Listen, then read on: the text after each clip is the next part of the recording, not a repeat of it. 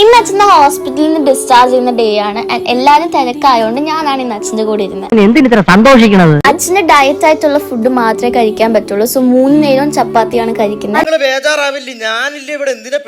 എന്നാ ഉടനെ അച്ഛനും എനിക്കുള്ള ഫുഡ് എത്തി. ഞാനൊരു സാൻഡ്വിച്ചും അച്ഛൻ ചപ്പാത്തിയാണ് കഴിച്ചത്. ഇത് ലാസ്റ്റ് സപ്പറ. നാളത്തെ സൂപ്പർ ഫാസ്റ്റിൽ പൊക്കോളണം. കഴിഞ്ഞ വീഡിയോയിൽ പറഞ്ഞതുപോലെ മൈനർ സ്ട്രോക്ക് ആണ് വന്നത്. സോ 2 ദിവസം എടുത്തുള്ളൂ ഫുള്ളി റിക്കവർ ആവും. ഏതായാലും ഭക്ഷണം മറക്കണ്ട, ധൈര്യമായിട്ട് കഴിച്ചോളൂ. 2 മണി 3 മണിയായപ്പോ ഞാൻ ബിരിയാണി ഓർഡർ ചെയ്ത് കഴിച്ചു. ഇങ്ങനെ വയറ് പൊളിഞ്ഞ പിള്ളേരുണ്ടോ, എന്തോ ചെയ്യാൻ നോക്കൂ. രാത്രി അച്ഛന്റെ ഫുഡ് വന്നപ്പോ ഞാനും കുറച്ച് ഫ്രൂട്ട്സ് മേടിച്ച് കഴിച്ചു. അച്ഛന് ഫ്രൂട്ട്സ് ഒന്നും കഴിച്ചുകൂടാ, കാരണം ഡയബറ്റീസ് ഉണ്ട്. നമുക്ക് ഇങ്ങനെയൊക്കെയല്ലേ ഒരു ഉപകാരം ചെയ്യാൻ പറ്റുള്ളൂ. ഹോസ്പിറ്റലിൽ 2-3 ദിവസം അഡ്മിറ്റ് ആവാൻ കാരണം തന്നെ ഒബ്സർവേഷന് വേണ്ടിയായിരുന്നു. വീണ്ടും സ്ട്രോക്കോ വയ്യായിക്കോ എന്തെങ്കിലും വരുമെന്ന് നോക്കാൻ വേണ്ടി മുതലെടുക്കണേണ സജി. ഒരു മൈനർ സ്ട്രോക്ക് വരെ ആൾക്ക് വന്നു. മൈനർ സ്ട്രോക്ക് എന്ന് പറഞ്ഞാൽ നമ്മൾ പേടിക്കേണ്ട ഒരു കാര്യം കൂടിയാണ്. No warranty no guarantee. അതിനുശേഷം അച്ഛന്റെ ഈ 2 വിരലാണ് തളർന്നു പോയത്. പക്ഷെ ബോഡി ഫുൾ തളർന്ന ആൾക്കാരും ആ ബിൽഡിങ്ങിൽ ഉണ്ടായിരുന്നു. അത് വെച്ച് നോക്കുമ്പോൾ ദൈവത്തോട് നന്ദി പറഞ്ഞേ പറ്റും.